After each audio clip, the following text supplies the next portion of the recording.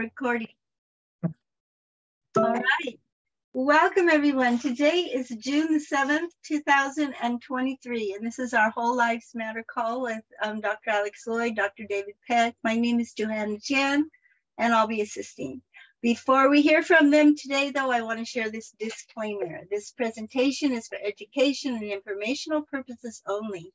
And since we're going to be talking about issues of health and well-being, we wanted to make sure that you understand this information is not intended to heal or cure anything. Everything in the presentation are the opinions of Dr. Alex Loyd, Dr. David Peck, myself, or you if you choose to share. You should always check with a licensed healthcare provider about any specific health concerns you may have. All right, guys, take it away.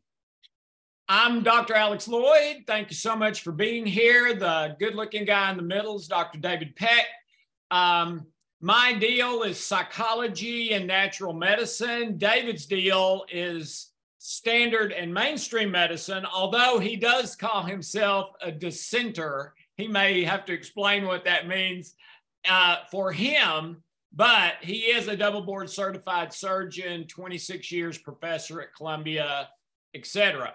So we are here to try to help you and anyone else who will let us help them increase your emotional well-being by 100% or more in a year or less. And we think we can give you everything you need to do that for free. And we're in the middle of a series. I love these series. And today is one that I'm especially guilty of, although not now. And with that little caveat, Dave, I'm going to throw it to you. Take it away. The issue today is gluttony, overeating, etc. Thank you so much, Alex. So yes, I'll first start by just addressing Alex's description of me. Yeah, I'm allopathically trained. I spent a whole career as started as general surgeon, general surgery residency, later did surgical intensive care training. So I'm double board certified in general surgery as well as surgical critical care. I also ran a biomedical research lab at Columbia University I was there for almost 20 some years, actually 25, 30, close to 30 years. And did NIH grants, reviewed grants on study section, had some patents, lots of papers, all in areas that were traditional medicine based. And basically, yeah, I'm a dissenter in a sense because I've seen what this energy medicine that Dr. Alex has developed can do for people, including myself. And there are many others. And what we realize is basically that the current system is essentially, I'm going to go out on a limb, but missing the boat, in terms of really giving people health and lowering their stress and doing all the things that we would hope Western medicine would do. But unfortunately, at least in my opinion, and I think I'm supported by many others, our system is failing. And so, I'm not telling you to go and stop seeing your doctors all of a sudden, because that wouldn't make sense either. But what I am saying is that everybody really should be adding this type of healing process to their regimen in order to augment what they're currently doing. And I'm not going to say 100% because there's nothing 100% in biology, as we know from biomedical science, but the great majority of people out there, you all will, upon doing these processes, will experience something that there's almost no words for. The shift that occurs energetically in your body and the lowering of the stress. And there are many markers that we have, that we can see in people that show, in terms of sleeping and energy, et cetera, that they're having a dramatic positive effect. So, but part of the challenge with all of this is to break through the current thinking to and individual people's thinking in order to convince them to give it a try. It's not an easy thing to do, to take a sort of a leap of faith and take a good look at yourself in a sense and heal the things that are driving your behaviors, and our behaviors, all our behaviors. So anyway, that being said, I'm a dissenter. I'm now on the other side of the fence. But today's this is a great opportunity for me to explore different areas, and one of them has been the 7 deadly sins, something that I wasn't brought up with in terms of religion, etc. But we're now on number 6 of the 7, and that's gluttony. And so excesses in food and drink in particular, but also could be related to wealth and some other material things and other addictions.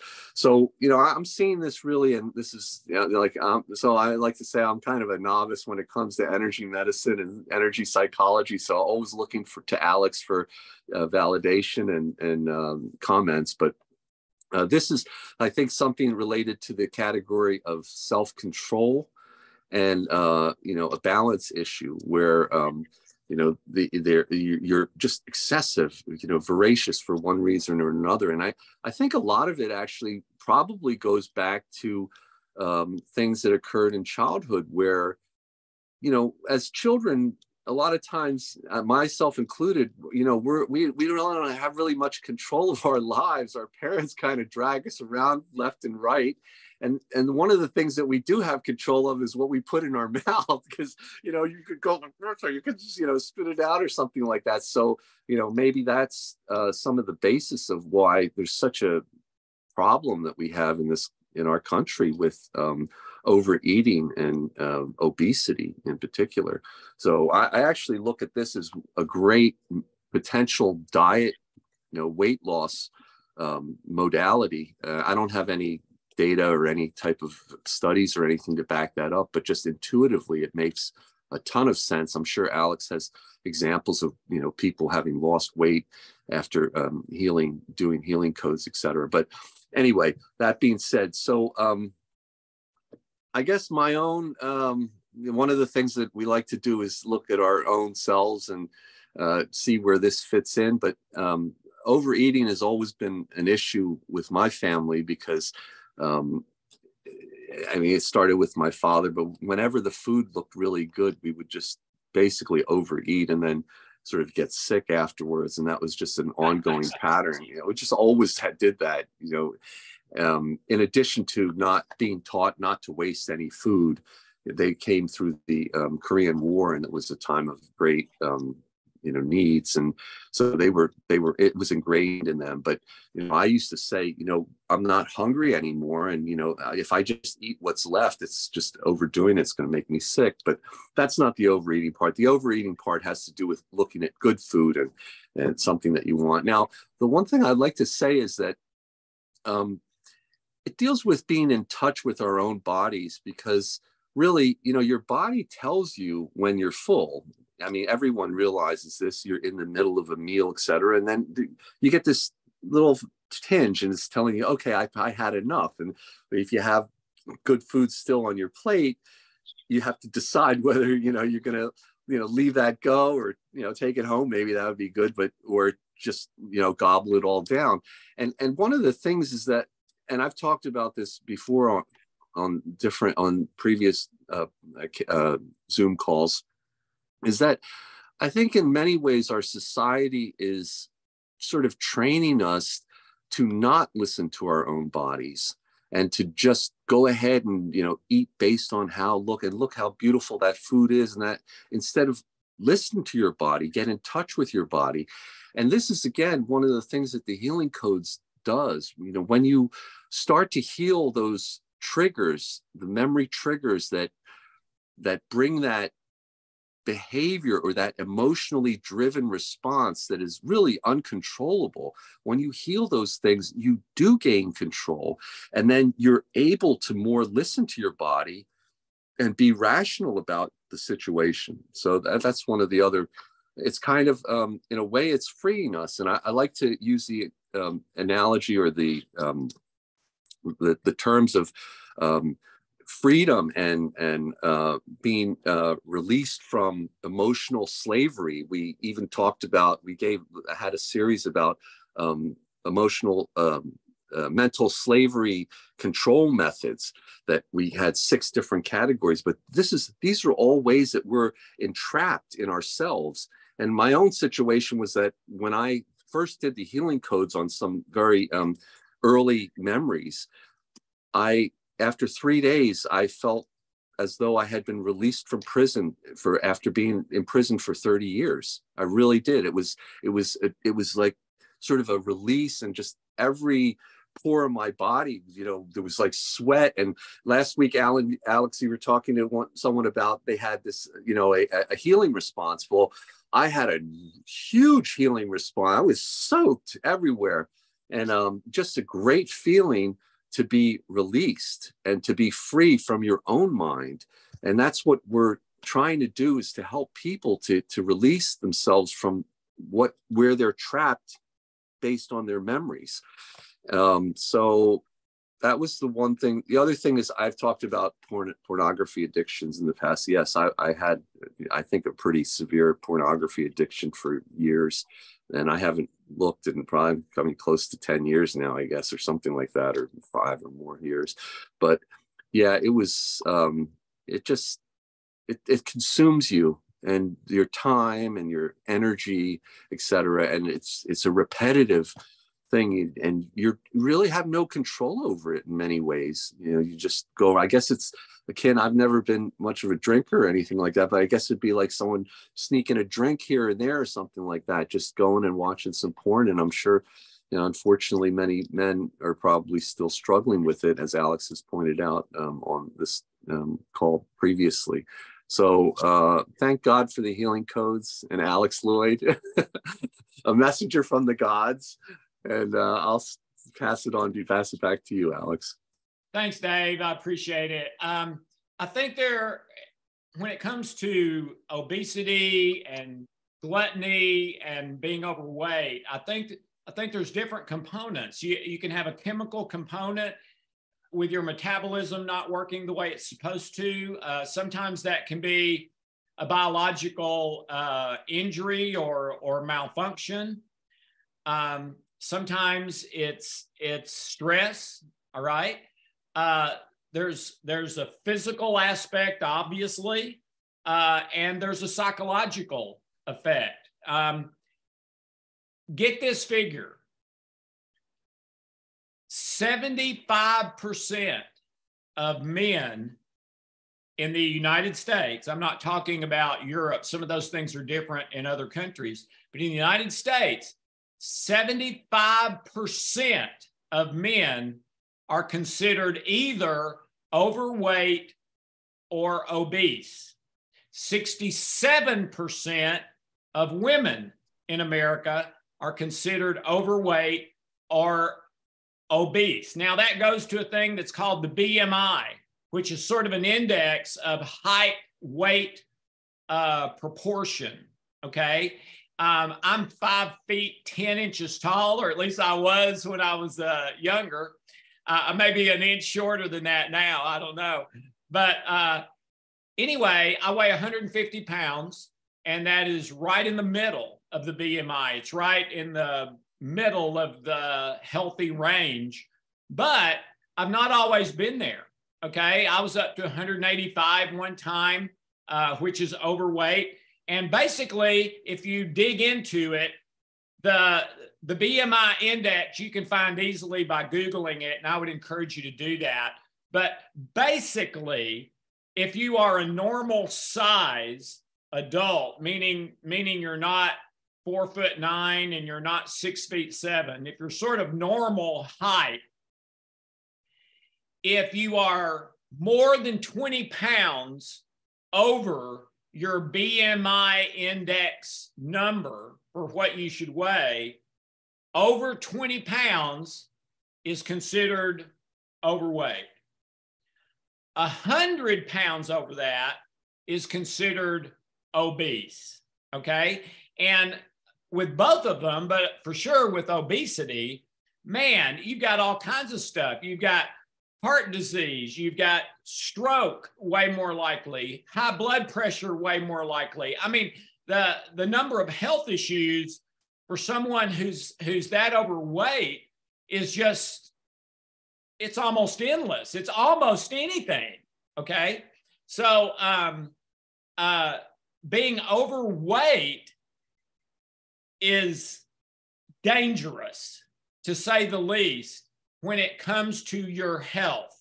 It's interesting to me that I saw a thing just in the last week, a new thing that has come out in the media to honor people who are overweight as being very valuable people, and to spotlight them and honor them as being, you know, great people.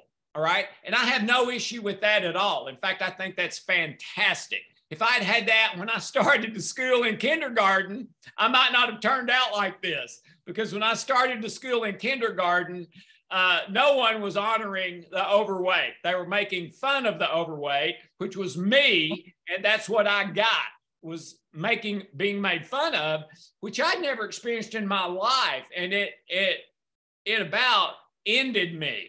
And I didn't know what to do about it for a long, long time. Okay.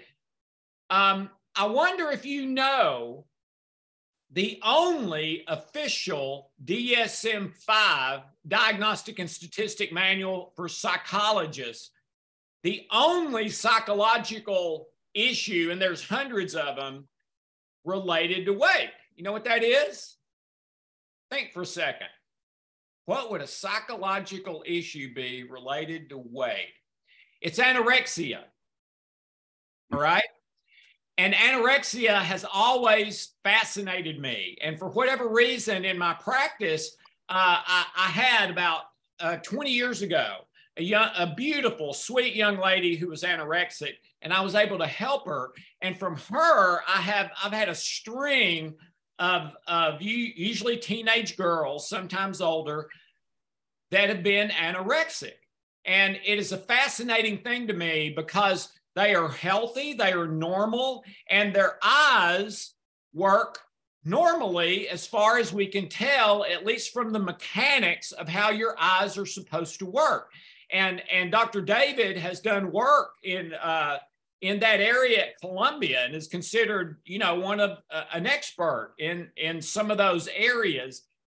Well, why am I bringing that up? Because when a young lady who is anorexic looks in the mirror, and it's true with men too, it's less common, but it does happen. When they look in the mirror, they literally see something with their eyes, which appear to be working correctly, that is not there. But they see it in the mirror.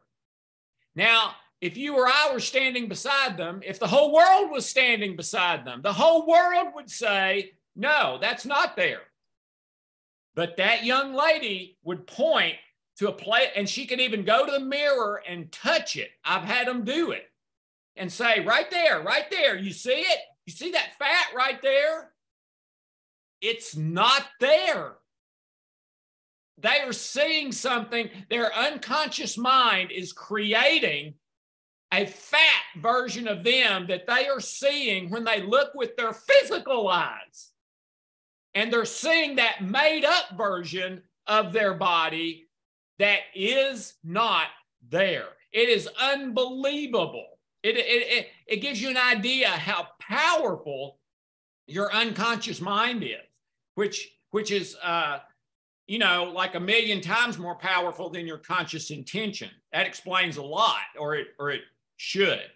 Okay, so what is anorexia? Anorexia is when you are thinking of something the wrong way. You're thinking of it in a false way, okay? And so while I totally support and am even excited about this new movement, maybe, that I don't know if it's for sure happening or just been suggested to honor overweight people, I think that's fabulous.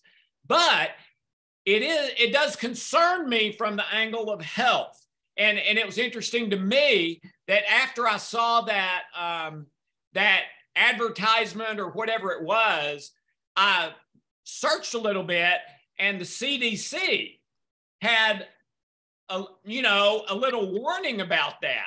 While yes, overweight people are just as valuable as anybody else and wonderful and all this stuff, we want to be careful about, we don't want to honor the thing that could ruin their health, okay? We don't want to honor it to the point that people are having more strokes. We don't want to honor it to the point that people are having more heart attacks and high blood pressure that they can't control, and it is dangerous and things like that, okay? My obesity thing was emotional pain, and everyone has heard of that. My wife, Hope, she will gladly tell you that her entire adult life, she has been an emotional eater, meaning when she is in pain or stress, her number one drug is food, and her number one food is chocolate, followed closely behind by bread and like French fries, things that are fatty, okay? It's interesting, if you've heard of the restaurant Cracker Barrel, which is very popular here in the South. It's kind of meat and three sort of thing, but a little more than that. Cracker Barrel actually has billboards in Nashville and in the South talking about emotional eating, and then it'll have a picture of this beautiful dinner you can come and have at Cracker Barrel. And they have billboards that talk about comfort food and stuff like that, okay? So it's a real thing, but we want to be healthy too, all right? So yeah, everyone is of infinite value, but we want to live, hopefully, a long life, a healthy life, a happy life, a life where we can be a benefit to others instead of pulling others down or back or that sort of thing. And overeating does that. And I can remember as a little kid, my mom would get the big thing of Lay's potato chips. And back then it was called a twin pack. It would be a big package, and it would have two, little cylinder bags in it. Well, let me tell you, I could eat both of those in one sitting when I was 10 years old, and would sometimes, all right? So it's no wonder that when I started school, kids made fun of me. But anyway, I've gone way too long. But yeah, Dave. I got to chime in. Being overweight is not healthy, period. You're absolutely right.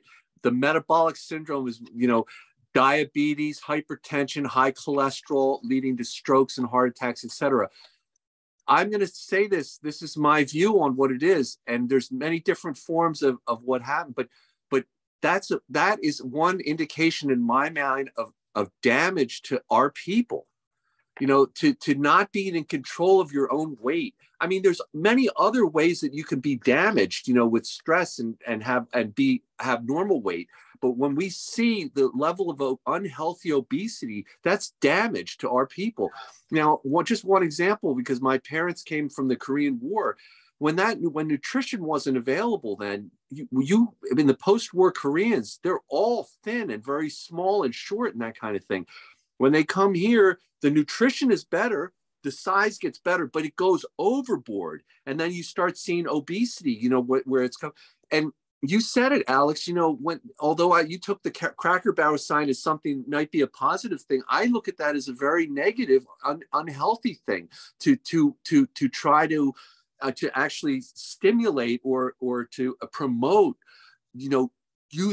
having comfort eating. Really, what we want to do is not comfort eat at all. We want to heal the triggers that bring that on, and so that we're not eating all those things. I'm guilty. I'm not saying I'm not. I'm guilty, just like the rest of you. I've been comfort eating my whole life, but less now with healing. And that's, I think the point is that our society promotes us to do these kinds of things, and we really have to look at ourselves and say, no, that's brainwashing in a way. It's propaganda.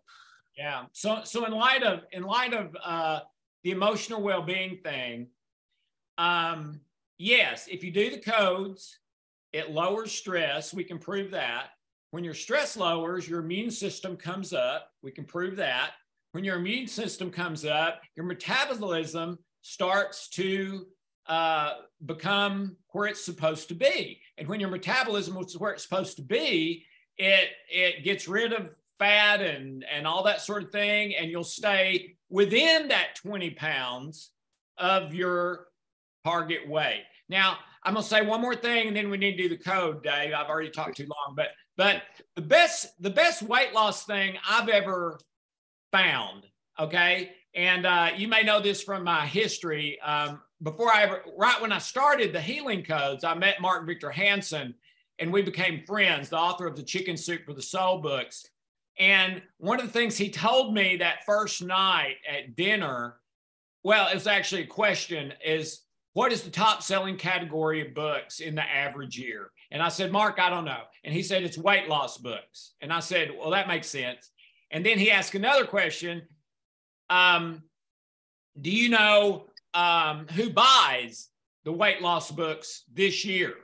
And I said, no, Mark, I don't.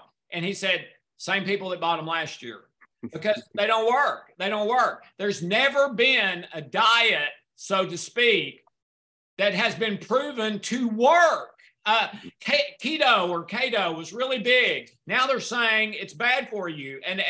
And all these things happen that way so many times, is there'll be a big fire starter new thing. Everybody gets on it. And then we find out 3 years later, it was bad for you the whole time. And now we've got people with all these symptoms. But the best thing I've ever heard is this. And I wanted to take a little longer because I want this to stick with you, because I think it'll work. And it's so simple. Do not eat unless you're hungry. When you're hungry, eat slow, small bites, chewed very, very, very well. Number 3, as soon as you're not hungry anymore, stop eating. That's the hard part. even if there's still food on your plate. So, Dave, do you want to start the code? Sure. Okay. All right. Gluttony.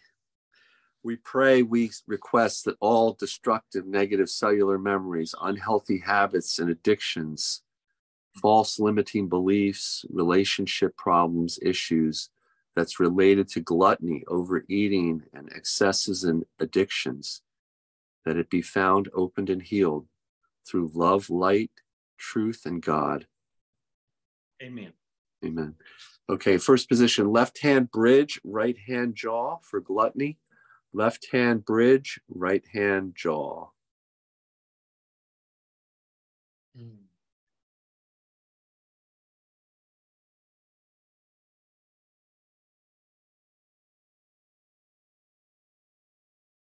Second position, both hands jaws.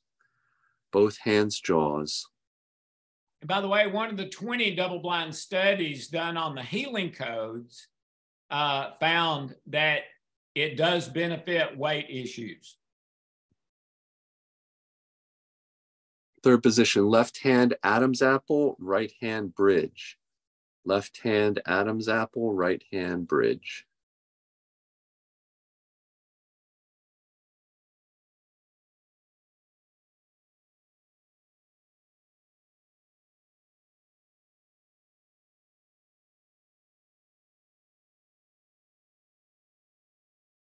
Fourth position, left hand temple, right hand bridge.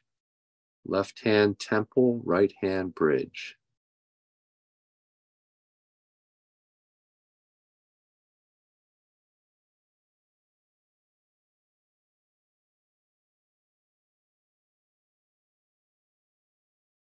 Okay, back to position 1, left hand bridge, right hand jaw. Left hand bridge, right hand jaw. Position 1. Jaw is hard to say sometimes, isn't it? Jaw. You want to? I want to say J-O-W sometimes. Jaw. That's that southern drawl. I guess so.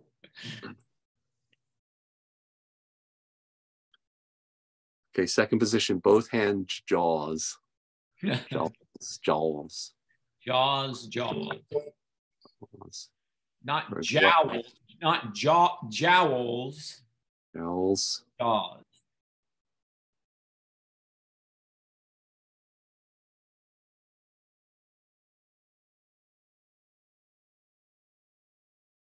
Okay, third position, left hand, Adam's apple, right hand, bridge. Left hand, Adam's apple, right hand, bridge.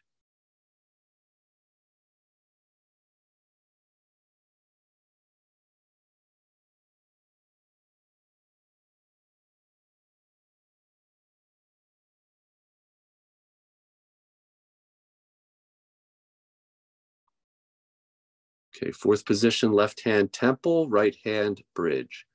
Left hand, temple, right hand, bridge.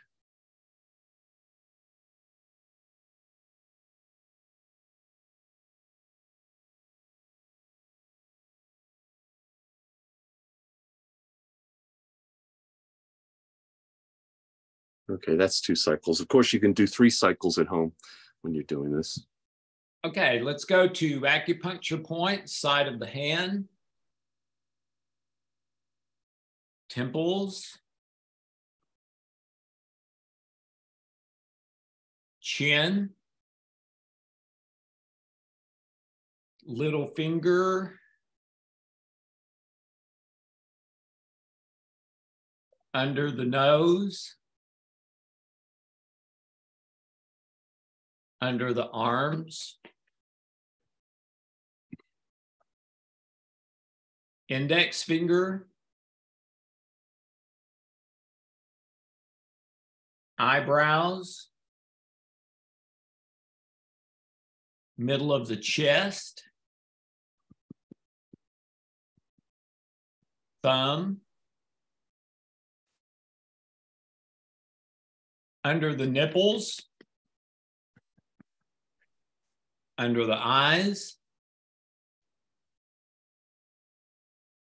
middle finger, sore spot, 9G. Eyes open, closed, open, eyes down to the left, down to the right. Circle your eyes, circle back the other way. 1, 2, 3, 4, 5. All right, let's please activate governing and conception vessel 3 times. 3 times. If it hurts, you're pushing too hard. Should never hurt. This is also called yin and yang, calms the central nervous system.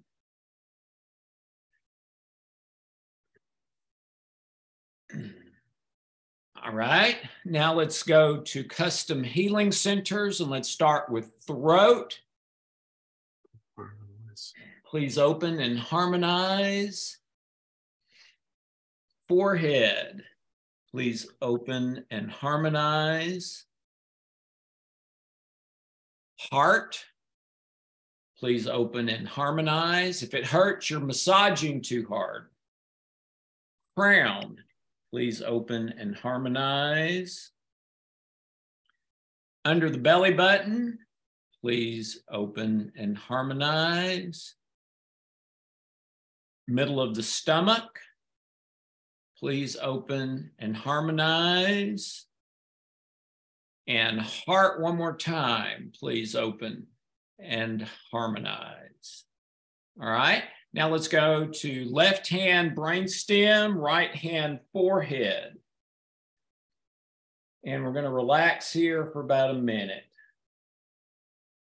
Brainstem and what it's connected to is basically your unconscious, subconscious, and ancestral mind.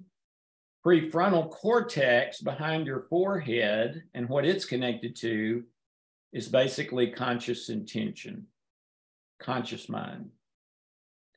So this is very powerful. We're pouring usable energy into all areas of your mind at the same time for healing. To remove the lies remove the falsehood, remove the fear. Replace it with truth and love and positive energy. Amen. All right, both hands over the heart. Slow, deep breaths over and over. Let the code process.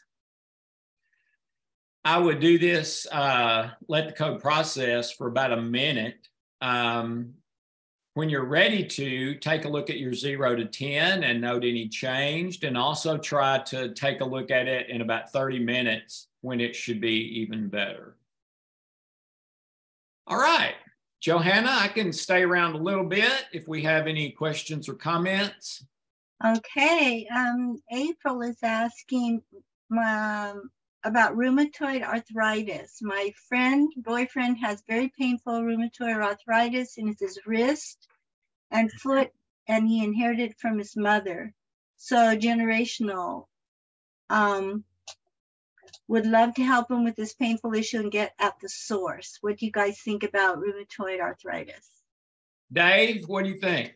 I mean, you've had people, I mean, you have the experience, Alex. I mean, you've had testimonials on arthritises in the past. I mean, there's definitely an inflammatory component, and stress is going to add to that. You know, I don't have any personal experience treating, you know, RA patients with healing codes, but you know, they're using all kinds of immunosuppressives actually to try to cut the inflammation down. Yeah, it's a big inflammation problem, and usually inflammation in the body, a lot of times it's the food you're eating. You're not eating the right foods. Sometimes it's from being overweight, and then that contributes to the inflammation and the arthritis. You could have a genetic predisposition, emotional stress, anger, depression, all of those things suppress your immune system, and you break at your weakest link. First time I ever heard about weak link theory was from a book written by Dr. Doris Rapp, a friend of mine, and the worldwide pioneer in children's environmental medicine. And one of her things in dealing with children and their illnesses was to get them eating the right foods. And what she found was that about 80% of the time, the children's environmental illnesses were caused by either foods they were eating or cleaning chemicals and things like that were in their environment that were toxing them. So she would have an elimination procedure to find out what's causing the problem, and then heal that. And sometimes, like for instance, if you're like lactose intolerant or something like that, or you can't eat normal bread and things like that. A lot of gluten. A lot of times, if you eliminate for a period of time, that can heal in your body, and you can start eating it again without the negative effects. It's too much of one thing very often that causes an imbalance, and then here comes the toxicity, inflammation, and pain. I mean, I'm going to agree with diet being essential, key, but what I'd like to say is that what he should do is he should keep, try to find things that might be triggering or causing, inflammation, but go to the source of his stress. Yeah. Go to that source, whatever it is, make him heal that and experience the shift and keep everything else the same as it is, and look for the other, make dietary changes, but don't focus necessarily on the RA. I mean, I know I'm saying it a little bit confusing, but focus, try to convince him to go for that source of the major stress in his life. Right. Yeah, no, I would agree with that, Dave. Yeah.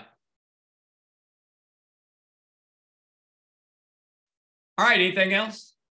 Well, there is a note that she says that there is a video on YouTube that's from a class that you taught back in 2016.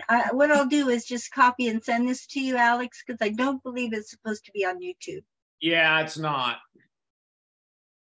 Yeah, so she gives you more specifics, and so I'll copy that and send it to you. Unless you can see it. Okay, right. Okay. And I don't see any other hands up. Okay. Well, I love you guys. I'm out of here. Thank you. Have a great evening. Okay. And Johanna, today I'm also leaving. Okay. God bless I'll be you guys. back next week. Okay. Meet you next week. Okay. Thanks.